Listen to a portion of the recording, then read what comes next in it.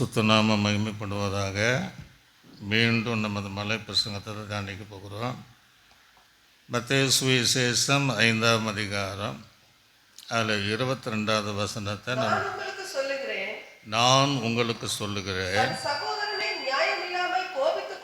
தன் சகோதரனை நியாயம் இல்லாமல் கோபித்துக் கொள்கிறவன் நியாய தீர்ப்புக்கு ஏதுவாய் இருப்பார். தங்கள் சகோதரனை வீணன் என்று சொல்லுகிறவன் ஆலோசனை சங்கத்திற்கு ஏதுவாக இருப்போம். எல்லாம் அப்படியே கண்களை மூடினவளாக தேவன் நம்மோடு பேசுவதற்காக எல்லாம் சோத்திரம் பண்ணுங்க. சோத்திரம் சோத்திரம் சோத்திரம். இன்றைக்கும் கத்திரங்களோடு கூட இடைப்படுவீராக. இயேசு கிறிஸ்துவின் நாமத்தில் ஜெபிக்கிறோம் நல்ல பிதாவே, ஆமென். மலைப்பிரசங்கம் என்பது நம் பரலோகத்தில் ஏறுகிற ஏணிப்படிகள் அல்லது நம்முடைய ஆவிக்குரிய வாய்களை நாம் எடுத்து வைக்கிற வெற்றியின் படிகள் என்று நாம் தியானித்து வருகிறோம். இயேசு கிறிஸ்து உலகத்தில் இருக்கும்போது நன்மை செய்கிறவராய் சுற்றி திரிந்தார் என்பது நம்ம நல்லா தெரியும். அவர் எங்கெல்லாம் போகிறாரோ ஜனங்கள் திரளான கூட்டம் அவரை தேடி போவாங்க. எதற்கு தேடி போவாங்கன்னா, அவரிடத்தில் அற்புதங்களை பெற்றுக்கொள்வதற்காக தேடி போவாங்க. எப்பேற்பட்ட வியாதியானாலும் அவர் தொடும்போது அது சுகமாகும். சில நேரங்களில் இவர்கள் அவரை இயேசுனுடைய வசனத்தை தொட்டாலும் சுகமாகும். அதனால் இந்த சந்தர்ப்பத்தை ஆண்டவர் பயன்படுத்தி அற்புதங்களை மாத்திரமல்ல அவ்வப்போது உபதேசம் செய்வதை நம்ம பார்க்க முடியும். தனிப்பட்ட மனிதனை சந்திக்கும் போது ஒரே வார்த்தையில் ஒரு உபதேசம் கொடுப்பார். அது இனி நீ பாவம் செய்யாதே அப்படிங்கிற ஒரு சின்ன செய்தி இல்லாமல் இருக்காது. பேதுருடைய அந்த படகுல பார்த்திங்கன்னா முதல்ல படகு கொடுத்த பின்பு உபதேசம் பண்ண பின்பு தான் நீ வலையில் என்ன செய்ய ஆழத்தில் போடு அப்படிம்பார். எங்கே பண்ணாலும் இந்த உபதேசத்தை கரெக்டாக இருப்பார். பாவியான ஸ்ரீ வரும்போது இனி அதிகம் நீ பாவம் செய்யாதே சமாதானத்தோடு போம்பார். இப்படி இன்னும் சிலரை பார்த்தீங்கன்னா நீ கேடானதை நீ என்ன செய்யாதேம்பார். ஆக மலை பிரசங்கத்தில் வந்த நல்லா தெரியும், இவங்க வந்து அற்புதத்துக்காக தான் வந்திருக்கிறாங்க. அதை பயன்படுத்தி என்ன செய்வாருன்னா அந்த 3 நாள் அந்த என்ன செய்வாருன்னா 3ஆம் நாளில் தான் எல்லாருக்கும் அற்புதம் செய்வார். அந்த சந்தர்ப்பத்தை பயன்படுத்தி பரலோகத்துடைய சத்தியங்களையும் பரலோகத்து ராஜ்யத்தில் போகக்கூடிய ஆவிக்குரிய சத்தியங்களை அவர் நமக்கு போதித்து தருகிறதா இந்த மலை பிரசங்கம். ஒரு அலேலுயா. அதுக்கு பின்பு சிலர் பாருங்க, இன்றைக்கு கன்வர்சன் கூட்டம் வைத்தாலும் 3ஆம் நாள் தான் சிலர் ஊழியர் ஜெபம் பண்ணுவாங்க. அல்லது பிரசங்கத்துடைய கடைசி நேரத்தில் தான் அந்த அற்புதங்களுக்காக ஜெபம் பண்ணுவாங்க. இது ஆண்டவர் வைத்திருக்கிற அந்த பழக்க வழக்கம். அப்போ அவர் என்ன நினச்சிருப்பார் அப்படின்னா, நீங்கள் இப்போ என்னை பார்ப்பதை போல முகமுகமாய் நீங்கள் என்ன பார்ப்பதை போல என்னிடத்தில் நீங்கள் இப்போ பெற்றுக்கொண்ட அற்புதங்கள் கொண்டீங்களே, ஆகவே நான் குறித்த நாள் வரை இந்த பூமியில் வாழ்ந்து நான் சிலுவையில் சுமந்து பாடுபட்டு நான் மரித்து 3ஆம் நாள் உயிர்த்தெழுந்து நான் பரலோகராஜ்யம் போயிடுவேன். அங்கே உங்களுக்காக ஒரு விசேஷித்த வாசஸ்தலத்தை நான் கட்டிட்டு மீண்டும் வருவேன். ஆக இந்த மலை பிரசங்கத்தின்படி நீங்கள் வாழ்ந்தால் இப்போ நீங்கள் பார்ப்பதை போல என்னுடைய வருகையில் வரும்போது என்னோட கொண்டு நீங்கள் பரலோகத்தில் முகமுகமாய் காண்பீர்கள். அல்லேலூயா என்பதற்காக தான் இந்த மலை பிரசங்கத்தில் ஒவ்வொன்றா சொல்கிறார். சில நேரம் ஆவிக்குரியவர்கள் என்ன நினைக்கிறோன்னா, நாம் இதெல்லாம் செய்வதெல்லாம் பாவமா அப்படின்னு நம்ம நினைக்கிறோம். நான் இதை பேசுவதெல்லாம் பாவமாக நினைக்கிறோம். ஆனால் அதுதான் அந்த நியாய தீர்ப்புக்கு எதுவாக இருக்கும். இதெல்லாம் தவறா அப்படின்ட்டு சில காரியங்கள் ஏராளமாய் நாம் பேசிவிட்டுக்கிறோம். ஆனால் அது தேவனுடைய பார்வையில் தவறாக இருந்து நியாய தீர்ப்புக்கு அதை கொண்டு நிறுத்திடும். ஒரு அலேலுயா. ஆக வார்த்தைகளை பேசும்போதும் கவனமாக இருக்கணும். வேதத்தில் பல வசனங்கள் இருக்குது, ஒரு வார்த்தை சுருக்கமாக இருப்பதாக அப்படிங்கிற. ஆக இங்கே இது ஆங்கில பைபிளத்தில் பார்த்திங்கன்னா போன வாரத்தில் நம்ம அதை பார்த்துட்டோம். சகோதரனை நியாயம் இல்லாமல் கோபித்து கொள்கிறவன் அவன் எதற்கு நியாயத்தீர்ப்புக்கு எதுவாக இருக்கிறான். நீங்கள் ஆங்கில இன்னொரு பைபிளில் பார்த்தீங்கன்னா, உன் சகோதரனையாவது உன் சகோதரியாவது நீ நியாயம் இல்லாமல் கோபித்து கொண்டால் நீ நியாயத்தீர்ப்புக்கு எதுவாக இருக்கிறாய். அல்லேலூயா. அதே தான் பின்னாடி வருது பாருங்க. உன்னுடைய சகோதரி ஆகிலும் உன் சகோதரனாகிலும் வீணன் என்று சொல்லுகிறவர்கள். வீணர் வேற, சங்கீதத்தில் பார்த்தோம். வீணன் அதாவது என்று சொல்லுகிறவர்கள் ஆலோசனை சங்க தீர்ப்புக்கு எதுவாக இருப்பார்களா. ஒரு அல்லேலூயா. இதெல்லாம் ஒரு நாளாவது நம்ம சிந்திச்சிருக்கிறோமா? மலை பிரசங்கத்தை நம்ம பார்த்தா நம்ம செய்கிற தவிர அப்படியே படம் போல் காட்டிடுறேன். உங்கள் வாழ்க்கையானாலும் என் வாழ்க்கையில் நிறைய பேர் நம்ம சொல்லியிருப்பான், நீ எல்லாம் வேஸ்ட்டு, நீ வீண் என்று சொல்லக்கூடிய எத்தனையோ காரியத்தையும் நம்ம சொல்லியிருக்கிறோம். பெற்ற பிள்ளைங்களை கூட உன்னை பெற்றதே வீண் அப்படின்ட்டு சொல்லக்கூடியவர்கள் நிறைய பேர் இருக்கிறாங்க. உலக மனிதர்கள் சொல்லிட்டோம், அது வேறு விஷயம். ஆனால் ரட்சிக்கப்பட்ட தேவ பிள்ளைகள், தேவனை அறிந்தவர்கள் பார்த்தா ஒரு பெரிய பாவமாக நமக்கு தெரியல. உன் சகோதரியாவது உன் சகோதரனையாவது அல்லது வீட்டை சார்ந்தவளாவது பரிசுத்தவான்களையாவது அல்லது மனைவி ஆனாலும் கணவனானாலும் வீணன் என்று சொல்ல அந்த ஒரு வார்த்தை நம்ம சொல்வோம் என்றால் ஆலோசனை சங்கத்திற்கு ஆலோசனை அந்த தீர்ப்புக்கு நம்ம ஏதுவாக இருக்கணும். அல்லேலூயா. ஆக ஆவிக்குரிய வாழ்க்கை நம்ம நினைக்கிற மாதிரி கிடையாது. ஏதாவது ஞானஸ்நானம் எடுத்துட்டோம், அபிஷேகம் பெற்று 4 பாஷை நம்ம பேசிட்டோம், சர்ச்சைக்கு வந்துட்டோம், கொடுக்க வேண்டி கொடுத்துட்டோம், அதனால் போயிடலாம் என்பது அல்ல. அதான் வேதத்தில் இது குறுகலான பாதை, நெருக்கமான வழி. அல்லேலூயா. அதை கண்டுபிடிக்கிறவர் ஒரு சிலர் தான் சொல்கிறார். ஆக நம்ம வாழ்க்கையில் இந்த வார்த்தை நம்ம பயன்படுத்தாமல் இல்லை. சில நேரம் சகோதரர்களே சொல்லுவாங்க, நீ எல்லாம் வீண், வேஸ்ட்டு. எத்தனை முறை நம்ம சொல்லியிருப்போம். இவைகளெல்லாம் ஆலோசனை தங்க அந்த தீர்ப்புக்கு ஏதுவாக இருக்குமா. அல்லேலூயா. ஆண்டுடைய வார்த்தையை கேட்டு அந்த பயபக்தியாக அந்த சகோதர ஸ்நேகத்தோடு இருக்கணும். எந்த சகோதரனும் யாரையும் நீ எல்லாம் வீண் அல்லது அவனை அற்பமாய் உதாசீனமாய் வெறுக்கக்கூடிய அளவுக்கு ஒரு ஆவிக்குறைவன் பேசுவார் என்றால் நிச்சயமாக நமக்கு ஒரு ஆலோசனை தீர்ப்பு இருக்குது. அல்லேலூயா. அதை மறந்து விடவே கூடாது. அநேகர் அப்படி செய்கிறாங்க. அநேக பெற்றோர்கள் சொல்லுவாங்க, நீ எல்லாம் பிறந்ததே வேஸ்ட்டும்பாங்க, நீ இந்த வீட்டுக்கு பாரம், இந்த தேசத்துக்கும் பாரம்பாங்க. சில ஊழிகளை பார்த்தீங்கன்னா, நீங்களாம் சபைக்கு வருவதே வீணுங்க அப்படிம்பாங்க. இன்னும் சிலரை பார்த்தீங்கன்னா பேரை வச்சு, நீ வீணானவன், வீணாய் போனவளே அப்படிம்பாங்க, வீணான மனுஷனை அப்படிம்பாங்க.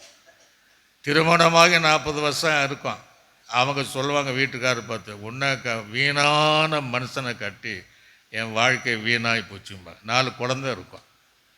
இப்படி மாறி மாறி சொல்வது ஆவிக்குரிய வாழ்க்கையில் அது நியாய தீர்ப்புக்கு ஏதுவாக இருக்கும். அல்லேலூயா. அது ஆலோசனை சங்கனப்பா இப்படியெல்லாம் நம்ம பேசின தப்பாக, இப்போ எதெல்லாம் நம்ம தப்பு இல்லையோ, எதெல்லாம் நம்ம பாவம் இல்லை என்று நினைக்கிறோமோ, அந்த ஆலோசனை தங்க தீர்ப்பில் அதெல்லாம் நமக்கு முன்பாக வந்து நிற்கும். ஆக அப்படிப்பட்ட வார்த்தைகளை கூடுமானவரை பேசக்கூடாது.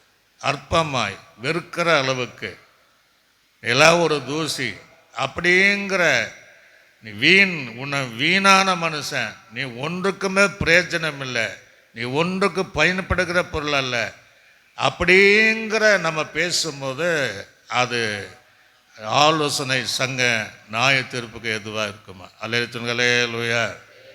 பல விதத்தில் நம்ம பார்த்துருக்கோம். எனக்கு ஒரு குடும்பம் 30 வருஷத்துக்கு முன்னாடி தெரியும்.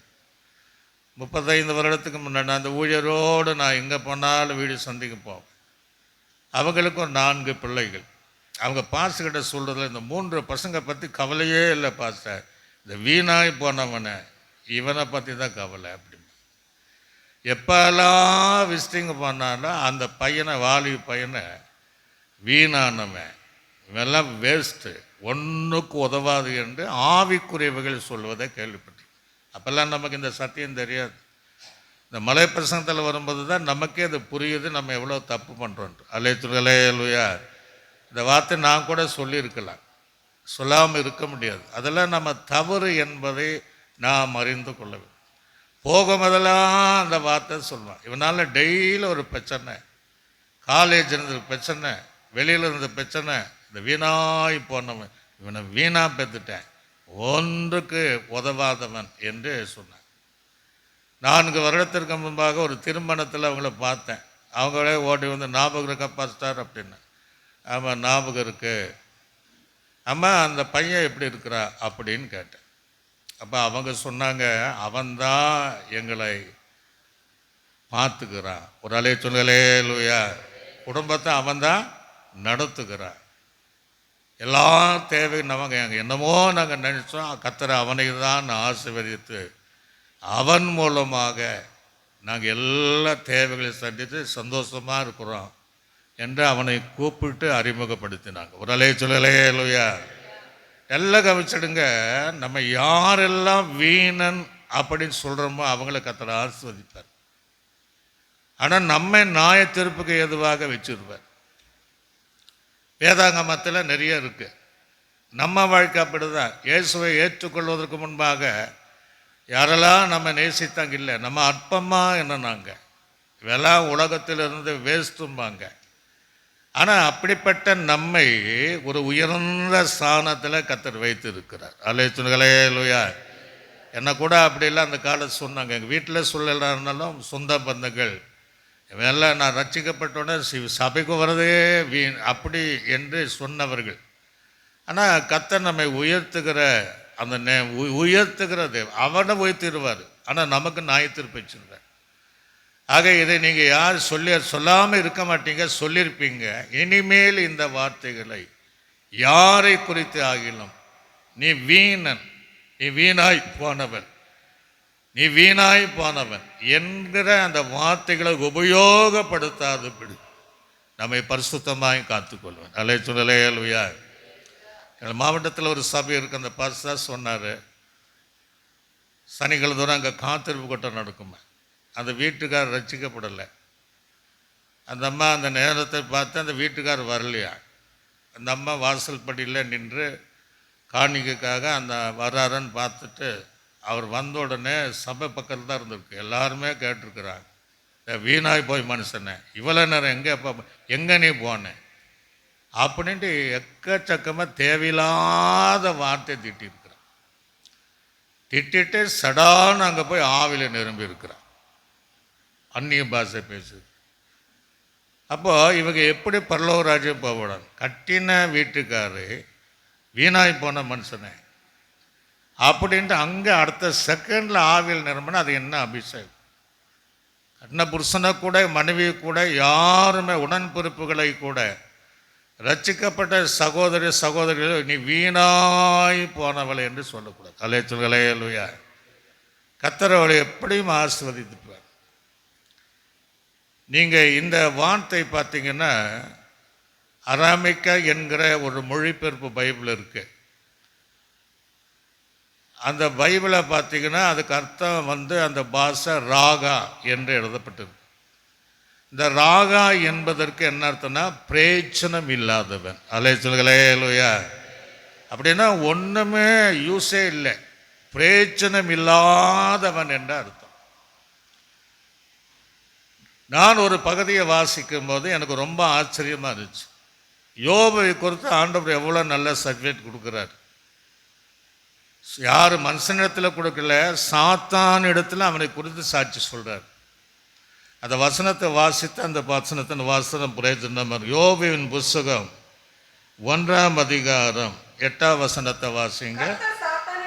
கர்த்தர் சாத்தானை நோக்கி எவ்வளோ அழகா என் தாசன் சொல்கிறார். அப்போ அவன் பிரியமானவன், பிரயோஜனமானவன். ஆண்டவரே சாத்தான் இடத்துல சாட்சி கொடுக்குறார், மனுஷனிடத்தில் கிடையாது, தூதனிடத்தில் கொடுக்கல. என் தாசனாகிய யோபுவின் மேல் கவனம் வைத்தாயோ, எப்படி இருக்கான்? சர்டிஃபிகேட் கொடுக்குறாரு. சாத்தானே அவன் உத்தமனும் சன்மார்க்கனும் தேவனுக்கு பயந்து பொல்லாப்புக்கு விலகுறமாகிய சொல்றாரு. இந்த யோபுவை போல பூமியில ஒருவனும் இல்லைன்றார். ஒரு அலையா. அப்ப எவ்வளோ பிரியமா தேவனுக்கு நடந்திருக்கிறார். நம்மை குறித்து அப்படி சாட்சி இடம்பாது. அதே 2ஆம் அதிகாரத்தில் வாசிக்கும் போது 1ஆம் வசனம் முதல் 3ஆம் வசனம், தேவபுத்திரர் கர்த்தருடைய சந்தில் வந்து நின்று வந்த சாத்தானும் அவன் நடுவிலே நின்றான். கர்த்தர் சாத்தானை பார்த்து, நீ எங்கிருந்து வருகிறாய்?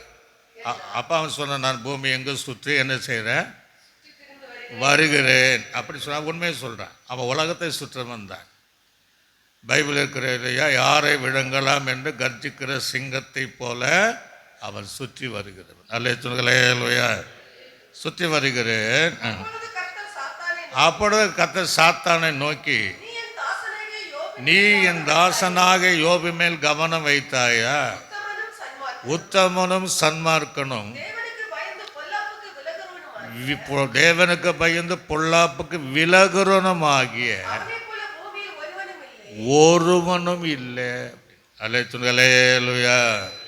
இப்படிப்பட்ட ஒரு சாட்சி உள்ள ஒரு பக்தனை ஒருத்தன் சொல்றான், நீ பிரயோஜனம் இல்லை அப்படின்ட்டு. நீ பிரயோஜனம் கிடையாது, நீ மாயமானக்காரன், நீ ஒரு பாவி, நீ ஒரு துன்மார்க்கன் என்று சொல்லு. இப்படிதான் நம்ம வாழ்க்கையில் தேவனால் உபயோகப்படுகிற பாத்திரங்களை, தேவனுக்கு பிரியமாக இருக்கல, நம்ம சில நேரம் சொல்லிடுவோம், நீ வீணானவன், நீ பிரயோஜனமே இல்லை. அல்லேலூயா. அப்படி சொல்வதனால ஆண்டவர் ரொம்ப வேதனையாக இருப்பார். அந்த நியாய தீர்ப்புக்கு அந்த வார்த்தைகள் அது ஏதுவாக இருக்கும் என்பதை நம்ம அறிந்து கொள்ளும். யோபுவின் புஸ்தகத்தில் நீங்கள் வாசிக்கும் போது தேமானியனாகிய எலிப்பாஸ் சொல்வான். 22ஆம் அதிகாரம் 1ஆம் வசனம் முதல் 4ஆம் வசனம் வரைக்கும் நீங்கள் வாசிப்பீங்க. யாருக்கு சொல்கிறான்? அவனை குறித்து ஆண்டு இவ்வளோ சர்டிஃபிகேட் கொடுக்குறாரு. ஒரு சோதனை வந்தது. அந்த சோதனைனால அவன் வேதனைப்படுகிறார். அவன் சோதனையில் சொல்ல முடியாத துக்கமாக இருந்துச்சு. அப்போ அவன் பிரதத்தர் சொல்கிறான் பாருங்க, என்ன சொல்கிறான்? ஒரு மனுஷன் விவேகியாக இருந்து பார்த்தீங்கன்னா, நீ உனக்கு தான் பிரச்சனை, தனக்குன்னா தனா பிரயோஜனமாக இருப்பதினால. அப்போ இவனத்தான் சொல்கிறான், நீ தேவனுக்கு பிரயோஜனமானவன் கிடையாதுங்கிற. ஆண்டவர் அவரை குறித்து அழகாக சர்டிஃபிகேட் கொடுக்குறார். நீ எப்படி தேவனுக்கு பிரயோஜனமாக இருக்க முடியும்? நீ ஒரு மாயமானக்காரன், நீ ஒரு பாவியான மனுஷன். இப்படிதான் அவன் சொன்னான். எப்படி தேவனுக்கு முன்பாக அவருக்கு நீ பிரயோஜனம் உள்ளவனாக இருக்க முடியும்? அப்படின்னு என்ன அர்த்தம்? நீ அவருக்கு பிரயோஜனமே இல்லை. அல்லேலூயா. நண்பன் தான் சொல்லுகிறார், சகோதரன் தான் சொல்றான், உத்தமனாகிய யோபை பற்றி சொல்றான், பிரயோஜனமே கிடையாது. வாசிங்க. சொல்றான், நீ நீதிமானா நீதிமான் கிடையாது, நீதிமானா இருப்பதினால் நன்மை உண்டாகுமோ? நீ நீதிமான் கிடையாதுயா, நன்மை உண்டாகுமோ? நீ உம்முடைய வழிகளில் உத்தமமாக்குறது அவருக்கு ஆகாரமாய் இருக்குமோ? அவர் உமக்கு பயந்து உம்மோடு வழக்காடி நியாயத்துக்கு வருவாரோ? நல்ல பொல்லாப்பு என்னென்ன, உம்முடைய பொல்லாப்பு பெரியதும் உம்முடைய ஆக்கிரமம் முடிவில்லாததுமாய் இருக்கிறதுன்னு சொல்றான். ஒரு அலைய சொல்லலையா. அவர் சொல்றாரு, நீ உத்தமங்கிற. இல்லை, நீ பிரயோஜனம் இல்லாதவன், நீ அக்கிரமக்கார, நீ பாவி, நீ துன்மார்க்க, நீ மாயமலக்கனை, சுயநலம் உள்ளவன். அந்த யோபுவை 42ஆம் அதிகாரத்தில் அவர்கள் கண்களுக்கு முன்பாக உயர்த்தி காட்டினார். அலே சொல்லுங்களேலூயா. ஆனால் இவங்க பேர் அடுத்தபடி நம்ம பார்க்கவே முடியல. ஆகவே யாரையும் நம்ம அற்பமாக எண்ணக்கூடாது, யாரையும் வீணன் என்று சொல்லவே கூடாது. வீணரோடு உட்காரக்கூடாது, அது வேற. வீணரோடு நான் பேசக்கூடாது, அது வேற. அவர்களை நீ வீணன் என்று சொல்லிவிடக்கூடாது.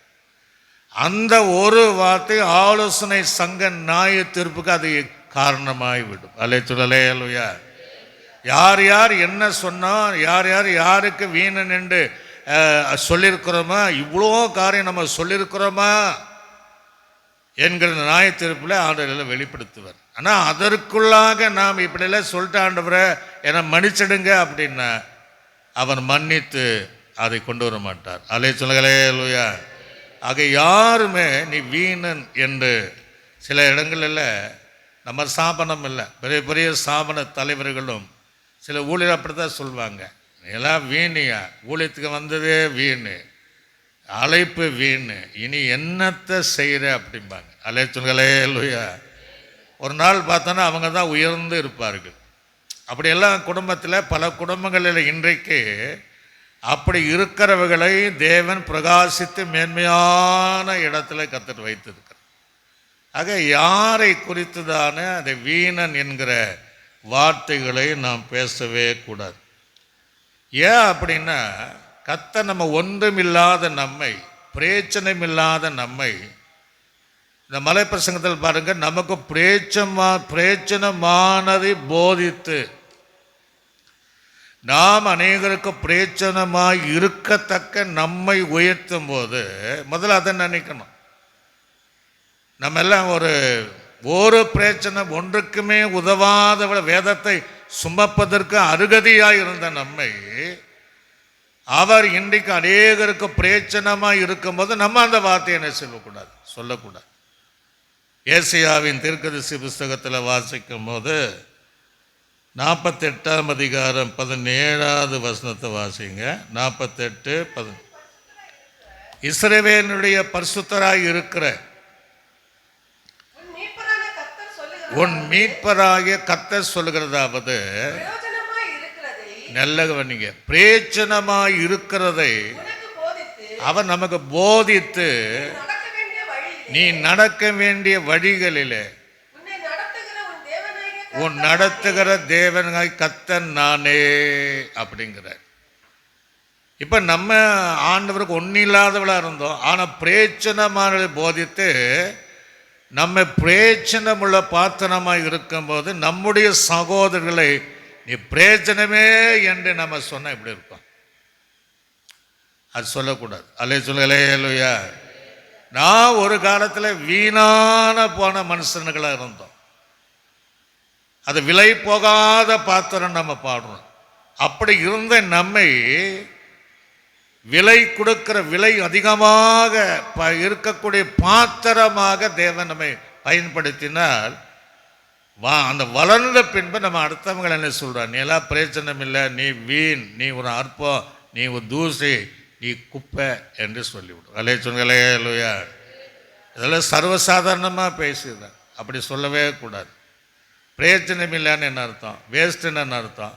வீட்டில் சொல்லுவாங்க இல்லையா, இந்த வேஸ்ட் எடுத்து அந்த குப்பையில் போடு, நாளைக்கு பஞ்சாயத்து படக்காரர் வருவா, அங்கே போய் கொடுத்துருப்பாங்க. அப்போ உபயோகம் இல்லாத வேஸ்டான பொருளை யாரும் நினைக்கக்கூடாது. ஒருவேளை அப்படி நம்ம நினச்சிட்டோன்னா அந்த குப்பையில் இருக்கிற மனுஷனை உயர்த்திடுவார். அல்லே சொல்லுங்களேலூயா. நான் குப்பை என்று சொல்வது வேறு. அப்போஸ்தலன் பவுல் சொல்கிறேன், உண்மை அறிகிற அறிவின் மேன்மைக்காக எல்லாவற்றின் நஷ்டமும் குப்பையா எண்ணுகிற, அது வேற விஷயம். ஆனால் மற்றவர்களை நீ பயன்படாத ஒரு குப்பை போல் இருக்கிறேன்னு நம்ம சொல்லக்கூடாது. நீ வீண், வேஸ்ட்டு, அந்த வீணானது அங்கே போய் தூக்கி போடும்பாங்க, அதெல்லாம் நம்ம சொல்லாமல் இருக்கணும்.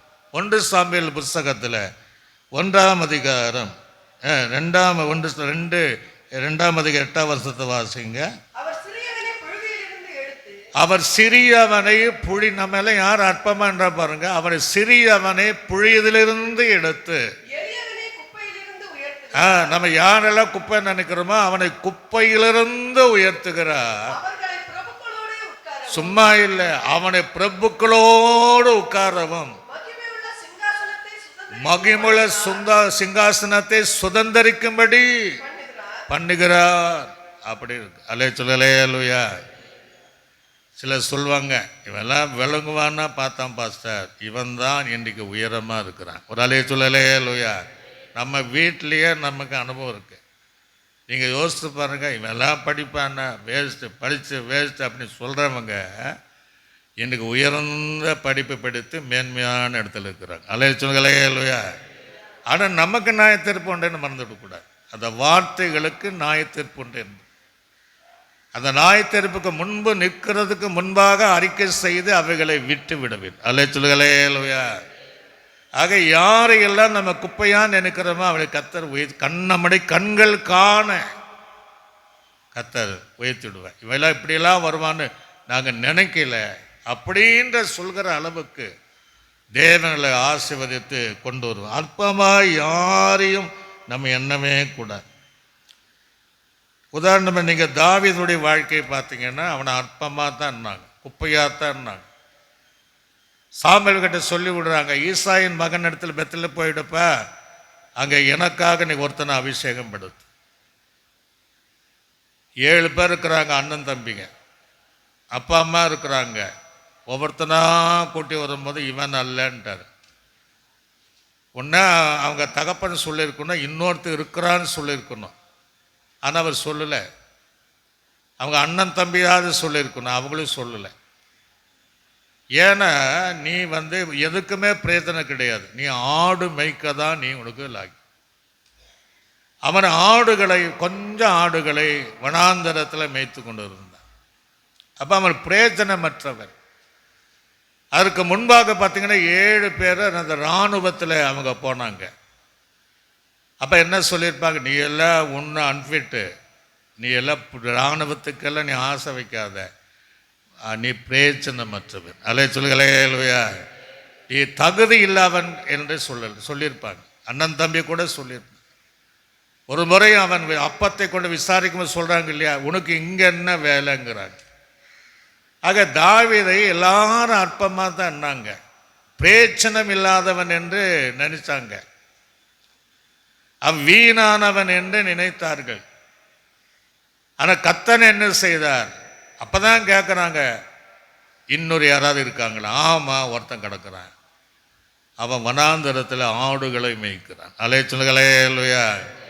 அவனை கூட்டி வரும்போது மனுஷனுடைய பார்வையில் பிரயோஜனமற்றவனாக இருந்தாலும் கர்த்தருடைய பார்வை இவன் தான் பிரயோஜனம் உள்ளவன், இவனை உயர்த்த வேண்டும் என்று அந்த அற்பமாய் தள்ளப்பட்ட அத்தனை சகோதரனாலும் தகப்பனாலும் தள்ளப்பட்ட அந்த தாவீதை தைல கொம்பினால் அபிஷேகப்படுத்தி அவனை உயர்த்தி பிரபுக்கள் நடுவில் சிங்காசனத்தில் அமர செய்த நம்முடைய தேவன். அல்லேலூயா.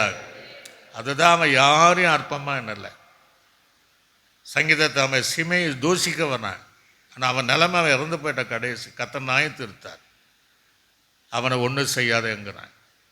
தனக்கு எதிராக வருகிறான், கல்லெறிஞ்சிட்டு வரான், சாபம் போடுறான்.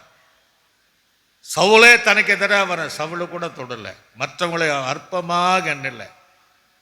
மகன் கூட தனக்கு எதிராக வருகிறான், அவனை பிள்ளையாண்டனை மெதுவாக நடத்துங்கிறான். ஆக அவன் எண்ணவில்லை, இவனை அநேகர் எண்ணினார்கள், கர்த்தர் அவனை வைத்தார். அல்லேலூயா. யாரெல்லாம் இவனுக்கு எதிராக சொன்னார்களோ அத்தனை பேர் சரித்திரங்கள் இல்லை. சவுலை பாருங்க, அதோனியாவை பாருங்க, எல்லாருமே அதோட வாழ்க்கை முடிஞ்சு. ஆனால் தாவீதை கர்த்தர் உயர்த்தினார். அல்லேலூயா. தாவீது வம்சத்தில் தான் இயேசு கிறிஸ்து பிறந்தார். தாவீதினுடைய வேறானவர். ஆக யாருமே நம்ம அற்பமாக வீணானவள் என்று சொல்லாம நம்ம இருக்க பிரயாசப்படணும். அல்லேலூயா. நம்ம சொல்ற அளவுக்கு தான் அவங்க இருப்பாங்க, சேட்டை பண்ணுவாங்க, கீழ்ப்படிய மாட்டாங்க. ஆனாலும் இந்த வார்த்தைகளை பயன்படுத்தினால் அது ஆலோசனை சங்கத்திற்கு நியாயத்தீர்ப்புக்கு எதுவாக இருக்கணும் கர்த்தர் சொல்றார். இது நான் பிரசங்கம் பண்ணல, இயேசுவே பண்ண பிரசங்கம். அல்லேலூயா. மலை பிரசங்கம். இதனால் எத்தனை பேர் நீங்கள் பாதிக்கப்பட்டிருப்பீங்க. இங்கே உள்ளவர்கள் ஆமாம் எங்களை அப்படி தான் சொன்னாங்க. ஒரு அல்லேலூயா. எங்கள் வீட்லேயே சொன்னாங்க, எங்கள் அம்மா அப்பாவே சொன்னாங்க. எத்தனை பேர் நீங்கள் ஆமோன்னு ஆமதிக்கிறவங்க நிறைய பேர் இருக்கிறீங்க. ஆனால் கர்த்தர் உங்களை உயர்த்த போகிறார். அல்லே சொல்லுங்களே அல்லையா. அவர்களையும் ஆலோசனை சங்க நியாய தீர்ப்பு கர்த்தர் வச்சு நியாய தீர்ப்பார். இப்படி பேசலாமா என்று. ஆக பேசுகிற வார்த்தை ரொம்ப கவனமாக நாம் இருக்க வேண்டும். அல்லே சொல்லுங்களே அல்லையா. நல்ல கவனிங்க. ரோமருக்கு நிருபம் 14ஆம் அதிகாரம் 10ஆம் வசனத்தை கூட நீங்கள் வாசித்து பாருங்க. ரோமருக்கு நிருபம் இப்படி இருக்க நீ உன் சகோதரனை வீணன் குற்றவாளி என்று தீர்க்கிறது என்ன? நீ உன் சகோதரரை அற்பமாய் எண்ணுகிறது என்ன? நாம் எல்லாரும் கிறிஸ்து இயேசு நியாயஸ்தானத்துக்கு முன்பாக நிற்போமே. அல்லேலூயா சொல்லுங்களே அல்லேலூயா. அப்பதான் வரும் நம்ம இந்த பார்வை. இதெல்லாம் பாவை இல்லை என்று சொல்லுவோம். சர்வசாதாரணமாக அநேகரை காயப்படுத்தி பேசும்.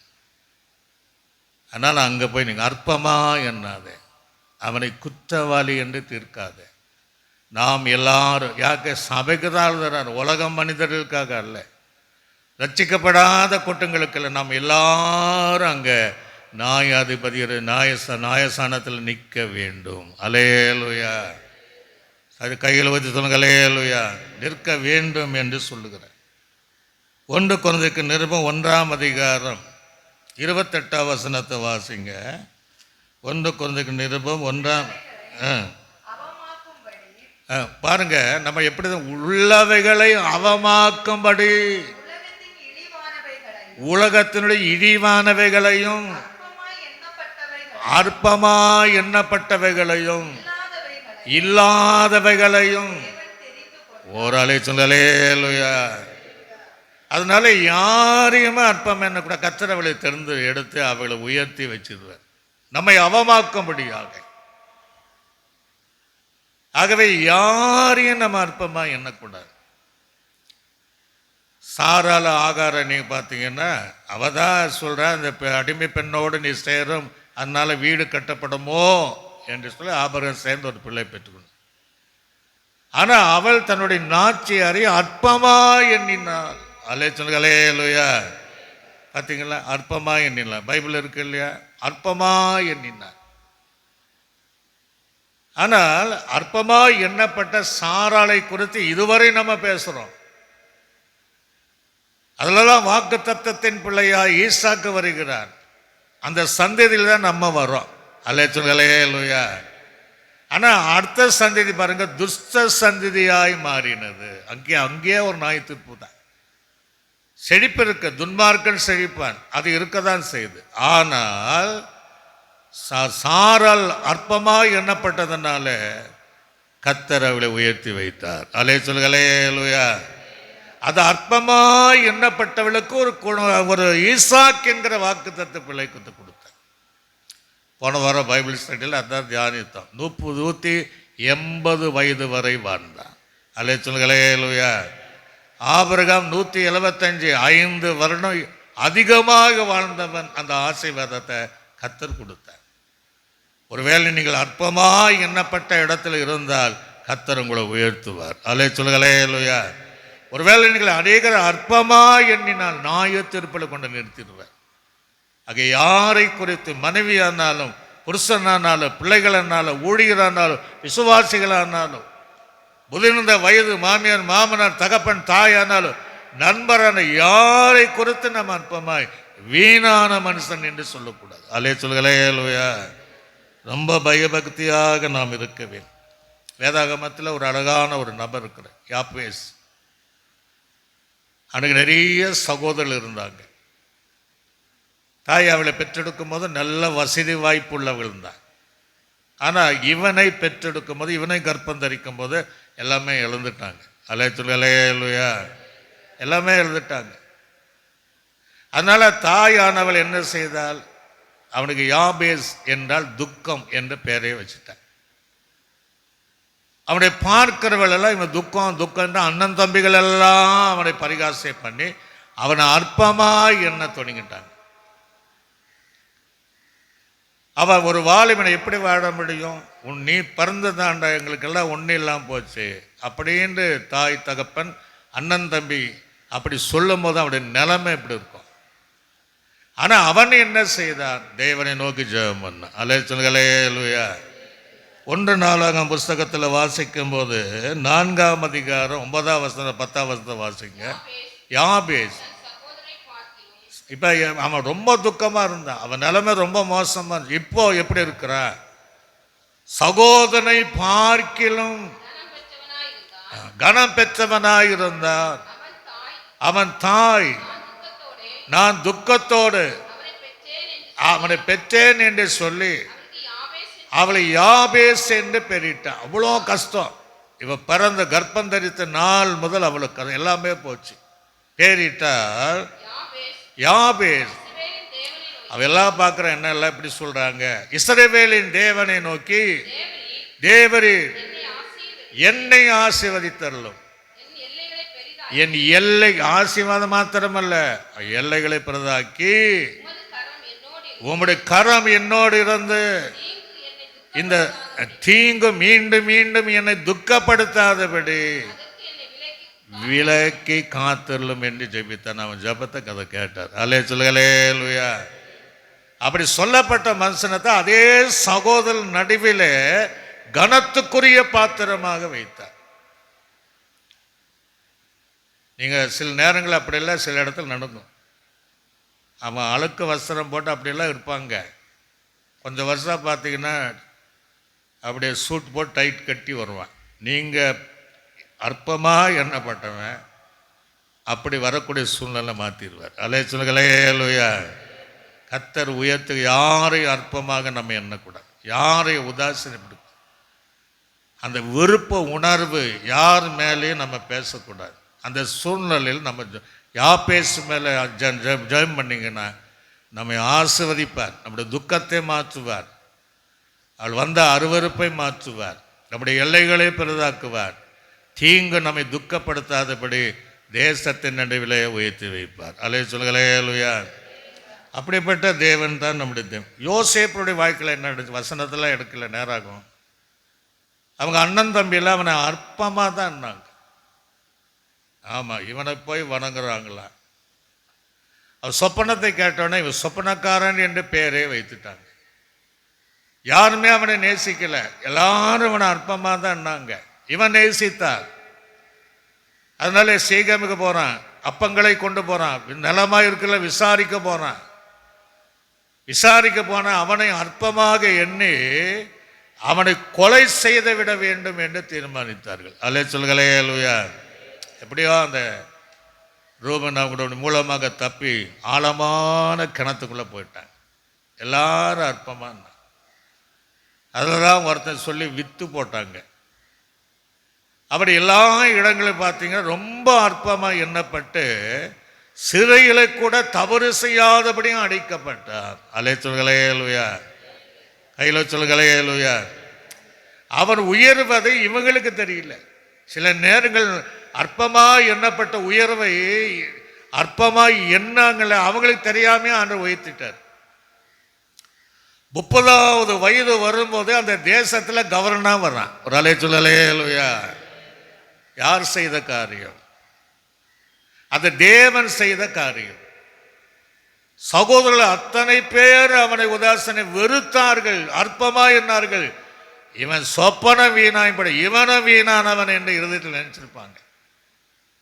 ஒரு நாள் அவனை தேடி போறாங்க. அல்லேலூயா. ஏற்றுக்கொண்டான். அவனால இவர்களை அற்பமாக எண்ணலை. அல்லேலூயா. தேசத்தின் நடுவில் சிங்காசனத்தை தவிர எல்லா அதிகாரம் உனக்கு தான் பார்வனவனுக்கு அதிகாரத்தை கொடுத்தான்.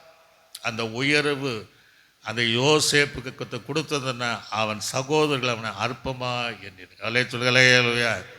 இப்படி வேதாகமத்தில் அநேக காரியத்தை நம்ம பார்க்க முடியும். ஆகவே ஒருத்தனையும் வீணன் என்று நான் சொல்லாமல் என்ன செய்ய வேண்டும்? நம்மை பாதுகாக்க வேண்டும். சொற்கள் மிகுதியினாலே பாவம் வராதபடி என்ன செய்யணுமா? நம்மை காத்துக்கொள்வேன். தேவையில்லாத வார்த்தை வீணாய் மணிக்கூர் ஒரு வார்த்தை நல்ல வார்த்தை இருக்காது. அந்த வார்த்தைகளுக்கெல்லாம் மனுஷன் பேசுகிற வீணான வார்த்தைகளுக்கு கணக்கு கொடுக்கணும்னு சொல்கிறார். இப்போ நீங்கள் நீதிமொழிகளின் பார்த்தீங்கன்னா 12ஆம் அதிகாரம் 18வது வசனத்தை வாசிங்க. நீதிமொழிகள் 12:18. அவங்க பேச்சு எப்படி இருக்கும் பாருங்க. ஒரு பட்டயத்தை எடுத்து ஒரு கத்தி எடுத்து ஒரு குத்துறாம பாருங்க, கொலை செய்வதற்கு அவங்க பேசுகிற வார்த்தை அப்படி இருக்குமா. பட்டய குத்துக்களை போல பேசவில்லை உண்டுங்கிறார். அதான் சில சொல்லுவாங்க, அடித்தாலும் பரவாயில்ல, இப்படி என்ன பேசிட்டாங்களே அலைத்துணுகளேலுயா. சில வீட்டில் பிள்ளைகளை பேசுவதனால தான் அவங்க தாங்க முடியாத நிறைய பேர் தற்கொலை பண்ணுற காரணம் என்ன? இந்த காரியம் தான். கணவன் மனைவிக்குள்ளாக சண்டை வரும்போது அந்த வார்த்தை பேசுவதனால தான் அவங்க தற்கொலை பண்ண நினைக்கிறாங்க. ஆக பட்டய குத்தைக்கு பார்க்கணும் இந்த வார்த்தை ரொம்ப மோசமான வார்த்தை. எல்லாரும் என்ன இப்படி பண்ணுறாங்களே என்று. ஆக அப்படிப்பட்ட வார்த்தைகளை நாம் பேசக்கூடாது. அலைத்துறைகளேலுயா.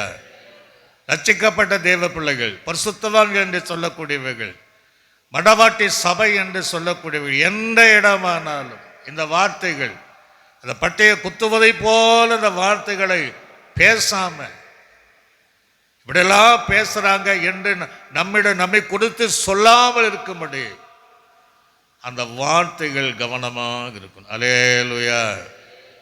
இன்னொரு வசனத்தை வாசித்து பாருங்க. மத்திய 12ஆம் அதிகாரம் 34வது வசனம் முதல் 37வது வசனம் வரை வாசிங்க. ஆண்டு சொல்லார், விரியன் பாம்பை குட்டிகளே, நீங்க பொல்லாதவளாய் இருக்க நிலமானதை எப்படி பேசுவீங்க? அந்த நமக்கு சொல்றாரு, நீ பேசுறதெல்லாம் இப்படிதான் பேசுற, அப்போ உங்ககிட்ட நல்ல வார்த்தை எங்கே கிடைக்கும்? அது பக்கத்தில் உங்க நல்ல வார்த்தைகள் வரும்னு நினைக்கிற ஒரு வார்த்தை வர, அவர்கள் வாயை திறந்தாலே இப்படிப்பட்ட வார்த்தை தான் வரும். அல்லேலூயா. மதுகுகளை திறந்ததை போல, வெள்ளம் புரண்டு வருவதை போல அந்த வார்த்தைகள், பட்டைய குத்துகிற வார்த்தைகள் இருக்க, அது தானாக வந்துட்டே இருக்கும். அல்லேலூயா. சில வீட்டில் அப்படித்தான் இருக்கு. ஆவியானவர் உணர்த்துகிறார், ரொம்ப கவனமாக இருக்கணும். அந்த வார்த்தைகள் குடும்பத்தில் பிள்ளைகளோடு, கணவனோடு, மனைவியோடு பேசுகிற இப்படிப்பட்ட வார்த்தைகளை பேசாமல் இருக்க வேண்டும். அல்லேலூயா. வாசிங்க, அந்த வசனத்தை வாசிங்க. விரியன் பாம்பு குட்டிகளே, நீங்கள் பொல்லாதவளாய் இருக்க நிலமானது எப்படி நீங்கள் பேசுவீர்கள்? ஆறுதலான வசனத்தை எப்படி பேசுவீங்க? அவங்களுக்கு ஆறுதல் படுத்தக்கூடிய வார்த்தைகளை எப்படி, விழுந்து போனவனுக்கு பலவீனர்களை உங்களோட வார்த்தையினால நீங்க எப்படி நீங்க தாங்குவீங்க? இருதயத்தின் நிறைவேதான வாய் பேச, நம்ம இருதயத்தில் அப்படித்தான் இருக்கு, அதுதான் பேசுகிறது. அல்லேலூயா. ஒரு ஃபுல்லாக ஒரு பாட்டில் நல்ல கலக்கு தண்ணி வச்சுட்டு அந்த தண்ணி ஊற்றின என்ன தண்ணி தான் வரும்? கலக்கு தண்ணி தான் வரும். இன்னொரு பாட்டில் நல்ல தண்ணி ஊற்றிட்டு அது ஊற்றின என்ன தண்ணி வரும்? நல்ல தண்ணி தான் வரும். அல்லேலூயா. அதில் கெட்ட தண்ணி வரும், நல்ல வார்த்தைகள் வரும், நல்ல நம்மை தேய்ச்சுக்கிற, பலப்படுத்துகிற, தூக்கி நிறுத்துகிற இந்த வார்த்தை நம்மை கலக்கி எல்லாம் ஒன்றும் இல்லாமல் பண்ணுகிற வார்த்தைகள். இருதயத்தின் நிறைவு தான் வாய் பேசும். அல்லேலூயா. அப்படி இருதயம் நினைச்சிருக்கிறோம், இவங்க வந்து இப்படி சொல்லணும், இப்படி பேசணும்னு நினைக்கிற பாருங்க, அந்த வார்த்தை அப்படியே வந்து விடுகிறது. அது யார் என்று பார்ப்பதில்லை, தகுதி இல்லை. 10 பேர் நிற்கிறாங்கன்னு கூட சில நேரம் தெரியாம அவங்க முன்னாடியே அள வச்சிருவாங்க. ஆனால் அந்த அழுகிற கூட்டத்தை களிப்பாக, நீரூற்றாக மாற்றவளை கத்தர் வைத்திருவார். அல்லேலூயா. நம்ம அழுதுட்டு இருக்கிற சூழ்நிலை வந்துடும். வாசிங்க பார்ப்போம் சீக்கிரமாய். நல்ல மனுஷனாக இருதயத்தில் நல்ல பொக்கிஷத்தை, நல்லவைகளை எடுத்து காட்டுகிறார். பொல்லாத மனுஷன் பொல்லாத பொக்கிஷத்தில் இருந்து பொல்லாதவைகளை எடுத்து காட்டுகிறார். நல்ல கவனிங்க, இங்கதான் கவனிங்க. வீணான வார்த்தைகளுக்கு வியாதி குறித்து நியாய தீர்ப்பு நாளிலே கணக்கு ஒப்புவிக்கப்பட வேண்டும் என்று ஒரு அலைச்சொல்களே. அல்லேலூயா. இப்படிப்பட்ட வார்த்தைகளை பேசுகிற நமக்கு சொல்றாரு, நியாய தீர்ப்பு நாளில் நம்ம கணக்கு ஒப்பு கொடுக்கணுமா? இந்த ஞாபக புஸ்தகத்தில் எழுதுவே, நீ இப்படிலாம் பேசியிருக்கிற, இன்னார பேசியிருக்கிற, வீட்டாரில் இப்படி பேசியிருக்கிற. ஆக அவைகளெல்லாம் இந்த நியாயத்திற்கு முன்பாக கணக்கு ஒப்பு கொடுக்க வேண்டும் என்று சொல்லப்படுகிறது. ஆக பேசுகிற வார்த்தைகள் கவனமாக நாம் பேசணும். அல்லேலூயா. இன்னொரு அழகான வசனம் சங்கீதம் 50ஆம் சங்கீதத்தில் 19ஆம் வசனம் முதல் 21ஆம் வசனம் வரைக்கும் வாசிங்க. சங்கீதம் சொல்றாரு. இப்போ அப்படி சொன்னி வாயை ஆண்டு பேசுறது தாவீது, நீ பொல்லாப்புக்கு திறக்கிறாய், உன் நாவு சற்பனை பிரச்சனைகளை உண்டு பண்ணுகிறது. நீ உட்கார்ந்து நல்ல கவனிங்க, யாருக்கு விரோதமா? சகோனுக்கு விரோதமாய் பேசி உன் தாயினுடைய மகனுக்கு, உங்க அம்மாவுடைய மகனுக்கு, சகோதரன் தான் மகனுக்கு அவதூறு நீ உண்டு பண்ற. ஒரு அலைய சொல்லுகளே. அல்லேலூயா. ஆண்டவர் எவ்வளோ தெளிவா சொல்றார். சகோதரன் எப்படி எல்லாம் பண்ற? தாயினுடைய மகன், அவனு உனக்கோட பிறந்தவன், உன்னை போல தாயின் இடத்துல பிறந்தவன், அவனுக்கு விரோதமாக நீ பொல்லாதவைகளை, தேவையில்லாதவைகளை, அவனை அழ வைக்கிற வீணன் அல்லது நியாயத்திருக்கிற அந்த அற்பம் என்று சொல்லக்கூடிய அந்த காரியத்தை சொல்றார். வாசிங்க. ஆண்டு சொல்லி இப்பதான் கவனிக்கணும். இவைகளை நீ செய்யும் போது நான் மௌனமா இருந்தேன். அல்லேலூயா. எப்படி இருந்தாரா? நான் மௌனமா, நீ இதெல்லாம் சொல்லிட்டு செஞ்சுட்டு இருக்கிறேன், நான் பார்த்துட்டே இருந்தேன். ரொம்ப நாள் நான் மௌனமா இருந்தேன். உன்னை போல் சொல்றாரு பாருங்க, அங்கதான் கவனி. உன்னை போல நானும் இருப்பேன் என்று நினைவு கொண்டே. அப்படிதான் ஆண்டவர் ஒன்று நினைவு கொண்டாய், ஆனாலும் நான் உன்னை கடிந்து கொண்டு அவைகளை உன் கண்களுக்கு முன்பாக ஒவ்வொன்றாக நிறுத்துவேன். ஒரு அலைய சொல்லலே. அல்லேலூயா. கையில சொல்லுகளே. அல்லேலூயா. அந்த நியாயத்தீர்ப்பு நாள் வரும்போது உன்னைப்போல நான் இருக்கிறேன்னு நினைச்சிட்டியா? இது செய்கிற சகோதரனுக்கு விரோதமாய், தாயின் மகனுக்கு விரோதமாய் பேசின ஒவ்வொன்றா நான் நிறுத்துவேன். அல்லேலூயா. எந்த இடத்துல, எந்த நிமிஷத்தில், ராத்திரியோ பகலோ காலையிலோ நீ எப்போ பேசணையோ அதை கணக்கு கொடுக்கணும். அவர் நிறுத்தும் போது அங்கே கணக்கு கொடுக்கிற நியாயாசனதன் நியாய தீர்ப்புக்கு முன்பாக நிற்க வேண்டும் என்று சொல்ற. ஆக இது கர்த்தர் எதற்காக பேசுகிறாருன்னா, இப்படியெல்லாம் நம்ம பேசி ராஜ்யத்தை இழந்து விடக்கூடாது. ராஜ்யத்தின் புத்திரோ புறமா இருக்கிறார்கள் என்று வேதம் சொல்லுது. அப்படி கிடையாது. அப்படி இருக்கக்கூடாது. நாம் தேவனால் ரட்சிக்கப்பட்ட அந்த இடம் சேர்கிற வரையும், அந்த சேர்வதற்கு எப்படிலாம் நடக்க வேண்டும் என்று வேதாங்கமத்தில், மலை பிரசங்கத்தில் இயேசு நமக்கு கற்று தருகிறாரோ அதன்படி ஜீவித்து அவரிடத்தில் தைரியமாக நாம் கடந்து போகணும். அல்லேலூயா. இல்லை, நீங்கள் யோசிக்கணும். வீட்டில் போய் யோசிச்சு பாருங்க. இன்னைக்கு கூட நீங்கள் எப்படிலாம் பேசிட்டு வந்தீங்கன்னா நீங்கள் யோசிச்சு பாருங்க. நைட்டில் உங்கள் குடும்பத்தில் என்னென்ன நீங்கள் பேசுனீங்க கொஞ்சமாவது யோசிச்சு பாருங்க. வேலை செய்கிற இடத்துல இப்படியெல்லாம் நீங்கள் பேசுகிறீங்கிற கொஞ்சம் சிந்தித்து பாருங்கள். அல்லேலூயா. அப்போ தான் புரியும். நம்ம இந்த செய்திக்கு அதை பார்த்து போனால் நிறைய தவறு நாம் அறியாமல் நாம் நிறைய பாவங்கள் செய்து கொண்டு இருக்கிறோம். அதில் தான் ஆண்டவர் சொல்கிறார். மத்திய 5:22 மீண்டும் வாசிக்க பார்ப்போம். சீக்கிரமாக வாசிப்போம். மத்திய 5ஆம் அதிகாரம். நான் உங்களுக்கு சொல்லுகிறேன், தன் சகோதரனை நியாயமில்லாமல் கோபித்துக் கொள்கிறவன் நியாய தீர்ப்புக்கு எதுவாக இருக்கிறான்? தன் சகோதரனை வீணன் என்று சொல்லுகிறவன் ஆலோசனை சங்கத்திற்கு ஏதுவா இருப்பான். இந்த பைபிள் படிக்கிறவங்கெல்லாம் புதிய ஏற்பு காலத்தினுடைய எல்லாம் நீங்கள் வாசித்து பாருங்கள், ஒரு ஆலோசனை சங்கம் இருக்கும். இயேசு கிறிஸ்துவுக்கு கூட ஒரு ஆலோசனை சங்கம் வச்சு தான் தீர்மானம் பண்ணாங்க.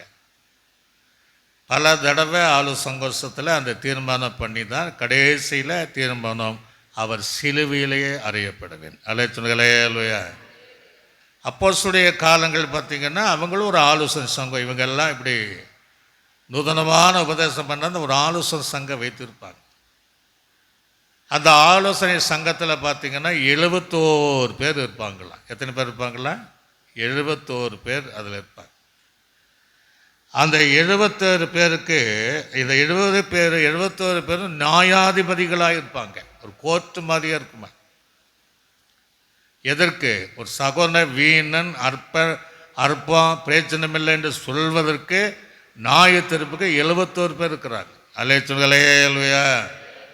அதற்கு தலைவன் யாருன்னா பிரதான ஆசாரியன் தான் தலைவன். அல்லேலூயா. அப்போ அந்த நாளில் இதெல்லாம் நடந்திருக்கு. சகோதரன் இப்படி என்ன அந்த ஆலோசனை சங்கத்தை கொண்டு போயிடுவாங்க. தீர்ப்பு அங்கே தான்.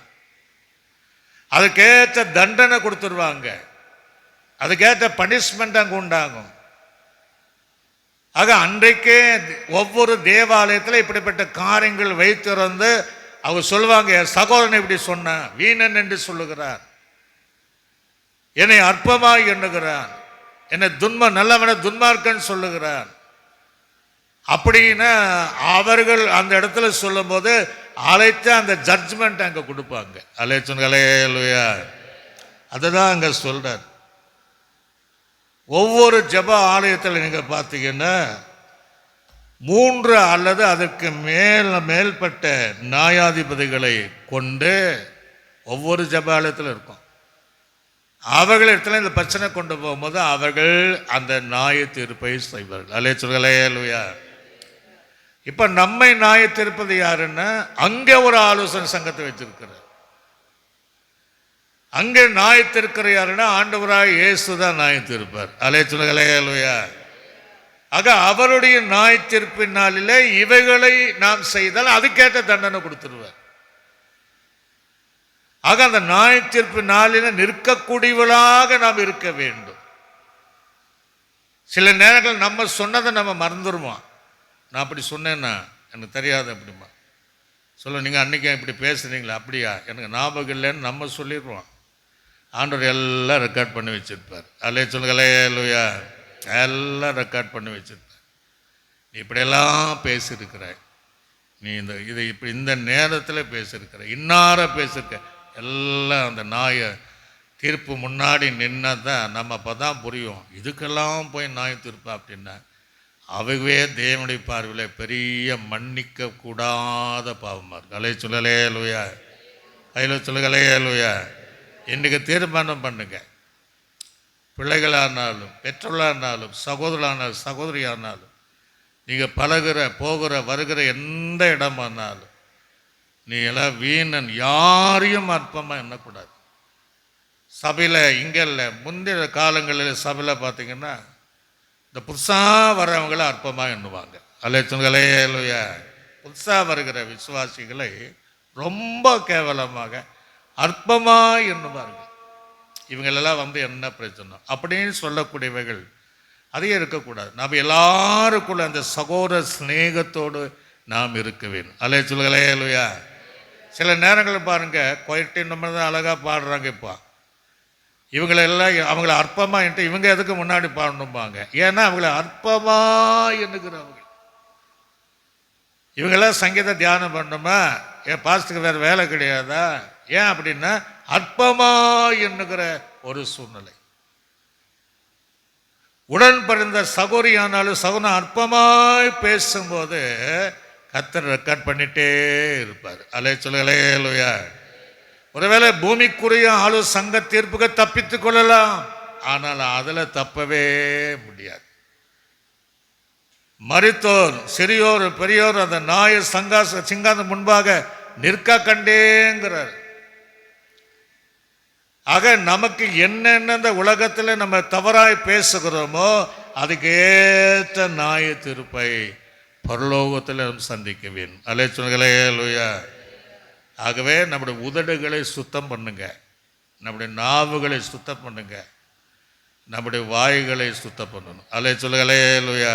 அப்படியே எழும்பி நின்று ஆண்டவருடைய சமூகத்தை நோக்கி, ஒருவேளை நம்ம பேசியிருந்தால், ஆண்டவரே என்னை மன்னி, என் உதடுகளுக்கு காவல் வை, என் வாய்க்கு காவல் வை.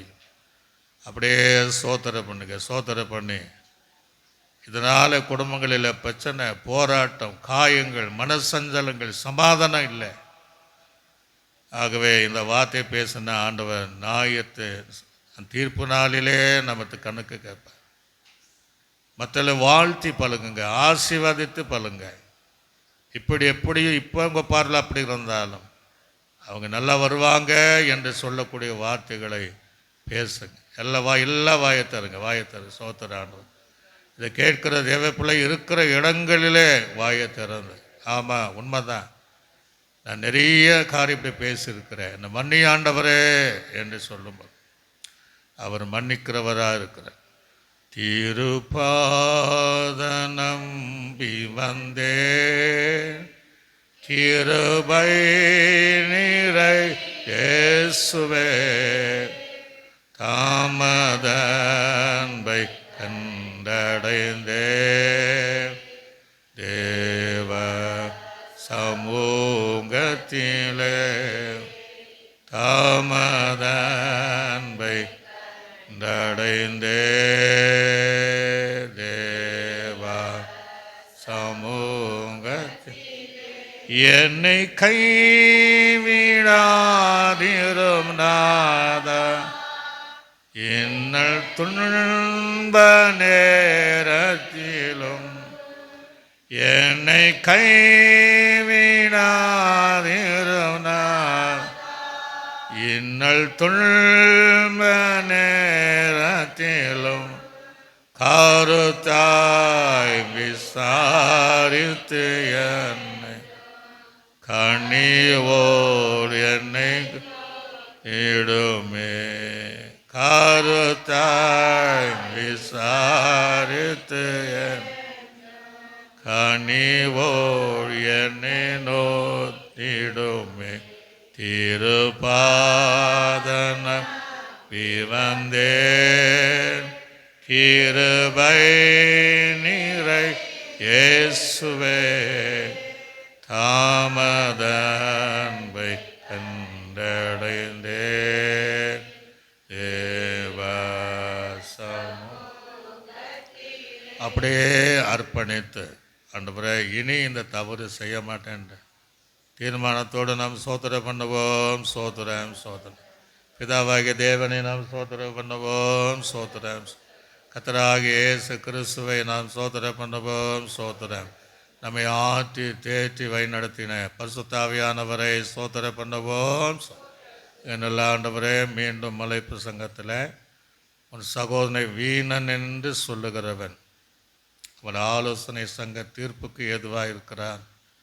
இன்றைக்கு நாங்கள் அந்த செய்தி கேட்ட யாரையும் அற்பமாக என்ன பண்ண, யாரும் நீ பிரயோஜனமே இல்லை, நீ வீணான மனுஷன் என்று சொல்லப்படாது. அந்த வார்த்தைகளெல்லாம் பேசியிருந்தாலும் மன்னித்து எங்களை சுத்தப்படுத்தி இனி வருகிற நாட்களில் நாங்கள் பரிசுத்தமாக நல்லவைகளை பேச ஆண்டவரே நீர் உதவி செய்வதற்காக ஜெபி. கேட்கிறவளை எடுத்துக்கொண்ட தீர்மானத்தின்படி, சபையார் தீர்மானத்தின்படி வாழ நீர் உதவி செய்வீரார். இயேசுவின் நாமத்தின் நல்ல பிதாவே, ஆமென். ஆத்துமாவே கர்த்தரை, என் முழுவலமே பரிசுத்த நாமத்தை, என் ஆத்துமாவே கர்த்தர் செய்த சகல புகழ் மறவாதே, ஆமென். கர்த்தராகிய கிருபையும் பிதாவாக தேவனுடைய அன்பும் பரிசுத்த ஆவியானுடைய அன்னிய ஐக்கியம் சந்தோஷ சமாதானம் அனைவரோடும் சகல பரிசுத்தங்களோடும் ஆண்டவராய் இயேசு கிறிஸ்து வரைக்கும் பரிந்தோம் சதா காலங்களில் என்றென்றைக்கு நம்மோடு கூட இருப்பதாக. அல்லேலூயா, அல்லேலூயா, அல்லேலூயா. கர்த்தர் உங்களை யாவரையும் ஆசீர்வதிப்பார்.